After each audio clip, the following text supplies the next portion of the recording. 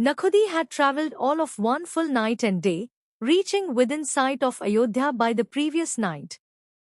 New gatewatch rules required that all those unable to pass through before nightfall had wait until dawn to be admitted. She had spent the night outside the Firi gate, not sleeping, but walking among the many other travellers who had failed to make it through before nightfall, talking and exchanging gossip, news, tidbits of information, with people from as far away as Kalinga.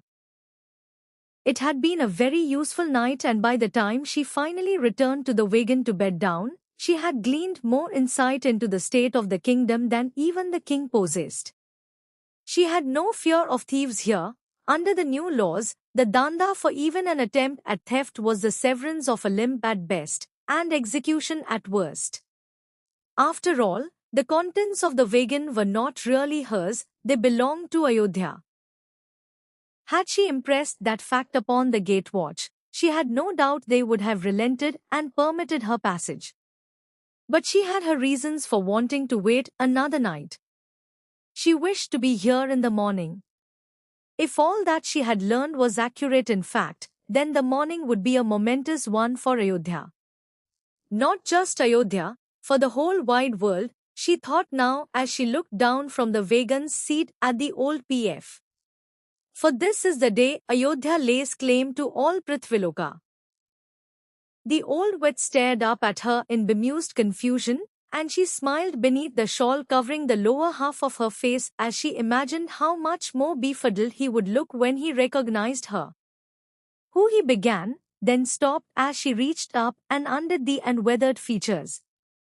His eyes and mouth crinkled in a smile. He never shawled to show him her face. Dawning recognition spread across his line. Used to have those lines, she thought. Looks like Captain Beju of the King's Vajra finally learned how to smile a lot. Though he hadn't looked like he had much to smile about as she had approached. In fact, he looked like a man awaiting a death sentence. Nakhudi, he said tentatively, then more confidently, it is you, isn't it? She grinned as she bent over to secure the reins, then leaped down from the wagon. The ground, churned by the wheels of hundreds of grammas, was as loose as an overploughed field, and a sword gave way beneath her not inconsiderable weight, causing her to stumble.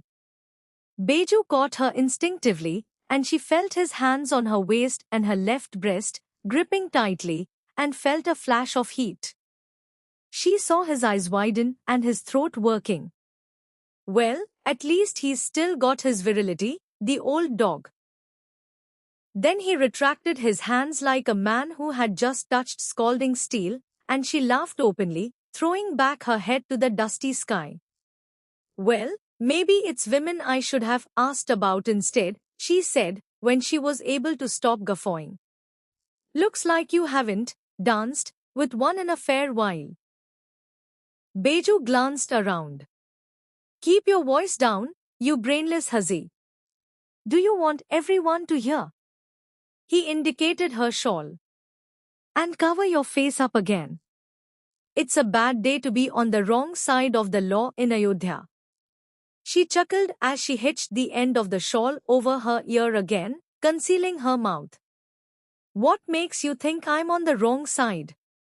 I could be a Gramarakshak same as you, couldn't I? He issued a short unamused barking laugh at that. Yes, of course. Because Ayodhya is so short of old fogies that it has to resort to calling up the women reserves. Besides, you aren't an Ayodhyan. Quite the opposite, remember? She shrugged good-naturedly, unperturbed by his hostility, pleased by it, in fact, because it was obviously a feeble attempt to cover up that moment of shocked lust she had glimpsed in his eyes and patted down having a conversation. You mean the fact that my nation happens to her team to preserve the illusion of there being just to Gramarakshak? Well, truth be told, Captain Beju, I don't know how loyal I am to my be one of the many that are opposed to Ayodhya's military arrogance nation anymore, seeing as I've been away for almost 2 decades and the last time I took up my sword in her service was even farther back than that.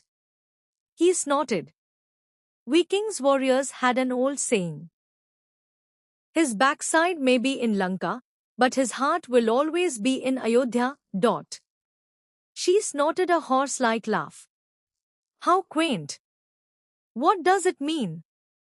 That it doesn't matter where you stay now or how far you've wandered from home, Nakhudi, when it comes to the pinch, you will gladly lay down your life for your homeland.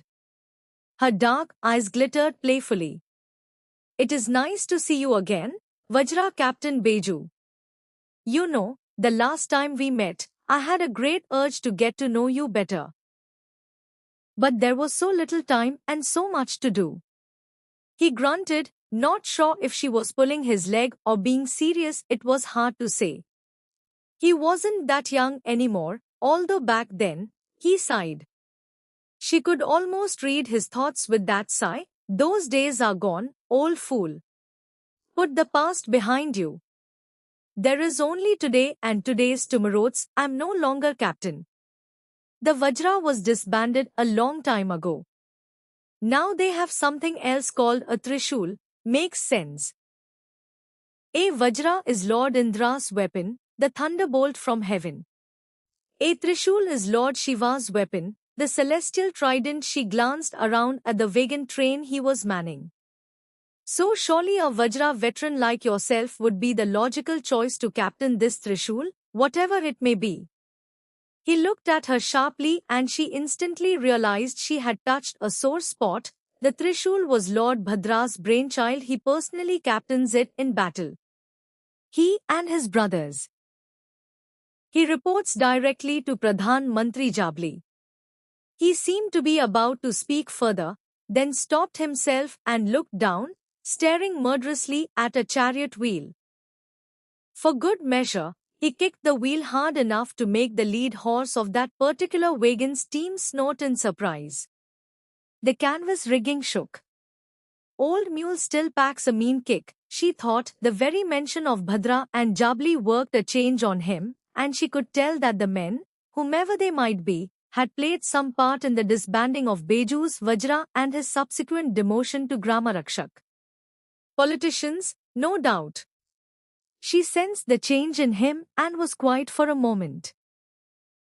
Across the field, a Gramarakshak grew impatient with a horse and flicked the end of a switch. The horse whinnied in pain. Beju grimaced. He started to say something, stopped, then spoke after all. Back when I ran the Vajra, we took as good care of our animals as of ourselves. We are all soldiers, I used to tell my men. Some of us happen to be four-footed, others two-footed. Nakhudi nodded in approval. They ride with us, carry us into battle, bleed with us, die with us. They are warriors too. They deserve to be treated as such.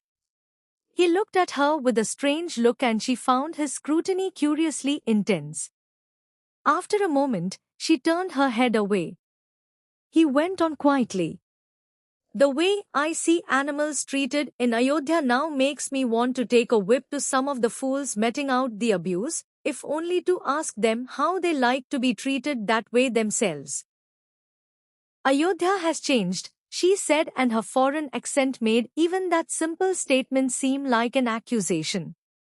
He nodded, turned his head, and spat in disgust. Part of a Gramarakshak's qualification was being able to imbibe and withstand copious quantities of dust, she guessed. She had eaten more than her stomach's fill on the ride here, more than we Ayodhyans would like, he said. We thought you might have issues with the changes. That was why I came straight to you. It wasn't too hard to find you. Once I heard your name from the boys and realized you were a Gramarakshak. Now she gestured at the field. He asked. There was a glint of interest in his eyes. She glanced around to make sure nobody was within hearing range. Then she leaned closer, close enough to smell the sweat and manodor of his body. It was not an altogether unpleasant odor. My lady Vedvati and I. He looked at her. The glint of interest had hardened to something else. Hope? Perhaps. Lady Vedvati, he repeated slowly. She nodded. Lady Vedvati. You met her sons a few days ago? A new light gleamed in his eyes. The boys who held up the grama? He asked softly. She nodded a third time. He stared up at the sky. No, not at the sky, but at the tall stone tower that loomed above the city. She glanced at it as well and saw figures standing there at the top, too shadowed by the still not quite daylight flush of dawn. Then that makes them princes. Aye, she said. Princess of Ayodhya.